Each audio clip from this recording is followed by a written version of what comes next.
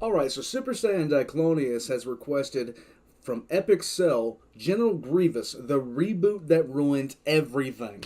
And after basically learning about the 2003 Clone Wars and General Grievous in that, I have to agree.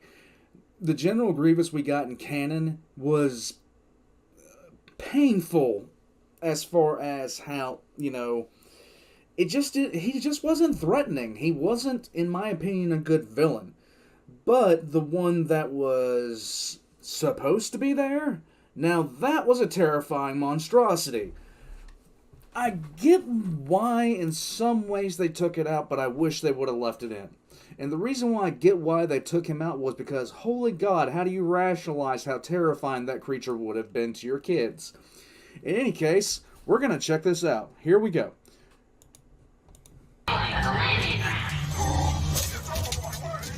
A coward. That's what most people would call the spider-crawling cyborg named General Grievous. But that hasn't always been the case. Let's take a trip down memory lane to when the awesome Clone Wars microseries aired on Cartoon Network back in the early 2000s.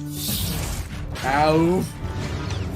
Oh my God. Here we witness an all-out killing machine, a predator that eats our heroes for dinner, a so overpowered and horrifying villain that the Jedi couldn't stand a chance, even when their numbers were far greater. The General Grievous shown in He's literally doing the Dougie on them. It's not even funny. Genndy Tartakovsky's Clone Wars was terrifying and a brilliant example of how a true bad guy should be characterized. Yes. So when Revenge of the Sith premiered in the cinemas, the Star Wars fans had quite high expectations of what Grievous would bring to the story in this grandiose finale of the prequel movies. But what we got, compared to the Clone Wars, was, dare I say it, a complete joke. Revenge of the Sith turned this scary monster into a literal meme, a wimp that was on the run for half the movie, that didn't really contribute with anything important, but a few fun. He just wasn't scary. He just wasn't interesting. Moments. A missed opportunity is an understatement in my opinion. They already had the recipe for this successful character, but decided to totally ignore it. Instead, they rebooted his character into a Russian cough machine that wasn't really feared at all, rather looked upon as someone that easily could be tricked and beaten. So uncivilized. A second chance for Lucasfilm to redeem themselves appeared when the new version of the animated show Clone Wars premiered. The opportunity of exploring his backstory and showing how capable and mighty Grievous could be was something I was very much looking forward to. Episodes like Lair of Grievous and Grievous Intrigue explores tidbits of the potential he has as a ruthless Jedi killer, but for the most part he was nothing more than a laughable character that punched a lot of his own droids and ran away from his enemies. Grievous was just as horrible as in Revenge of the Sith, or even worse, if you analyze how truly useless he indeed was. Most of his accomplices and enemies didn't even take him serious, except all those poor droids. I mean, his own assistant even roasts him. See, that's the thing that really annoyed me about... Yeah, I'm gonna shut up because A better fighter, we would not be having this conversation. The Grievous in this Clone Wars is the total opposite of the one shown in Genndy Tartakovsky's version, and it boggles my mind why you would change such a great villain. In the 2003 edition, we witness him train with Dooku. We hear the Jedi express their concerns about him like he is some sort of god, and most importantly, he wins and succeeds with his mission. Grievous even moves faster than the damn Force. It's incredible. What more could you possibly want from a Jedi killing villain? Lucasfilm changed him into someone that lost battle after battle, therefore fled like a coward, and that undermined his character in a significant way. Grievous even gets tricked by the one and only Jar Jar. Okay, I didn't know about that, and seriously, that's pathetic.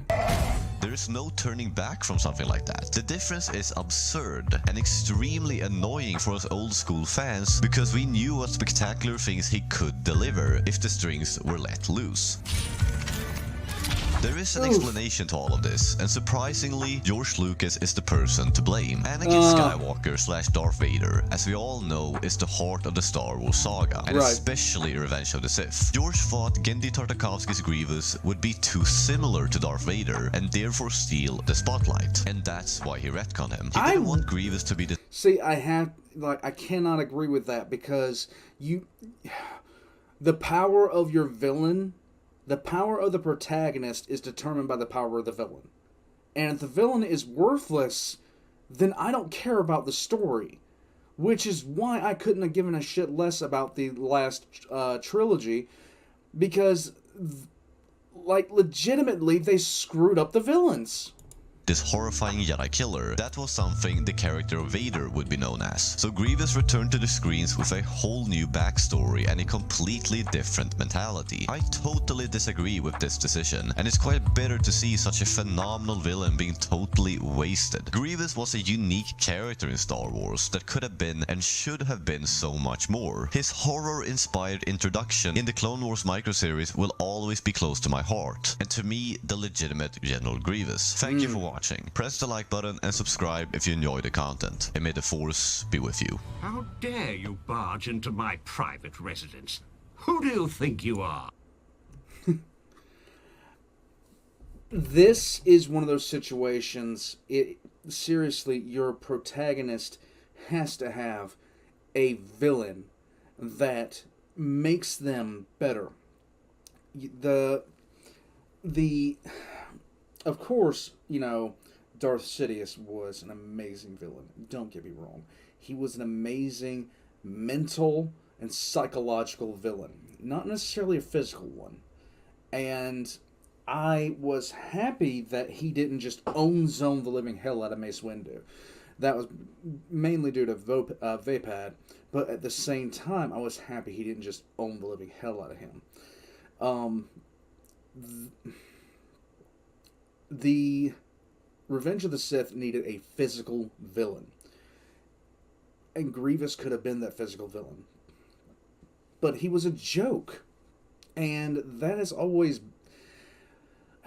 That bothered me when I was watching the prequel trilogies, because I was just like, oh, I don't really care about this guy. I could care less about this guy. But it would have added a whole new dimension to it, especially for Kenobi, because you could have kept Kenobi being the one that finally takes down Grievous. You could have made Grievous absolutely terrifying, and I have to say, I think they should have. In any case, that's my opinion on that. I agree with him. This was Epic Cell, and I'm going to be putting his links in the description down below so you can go check him out. Just based off this video that I've seen, he only has like 1,600 subscribers right now. That's underrated. He is very good at what he does, the way he presents his lore, the way he makes his points. I enjoyed this. And for me, I don't have a lot of Star Wars content on the channel, but now I have some more. Like and subscribe if you guys haven't already. If you'd like to see me check out something, go to the Discord down in the description below. Hop on into the Request Reaction channel. Drop it down in there. If you'd like to support the channel, I have a Patreon. And guys, whatever you guys do, enjoy yourselves today, okay? See you guys next time.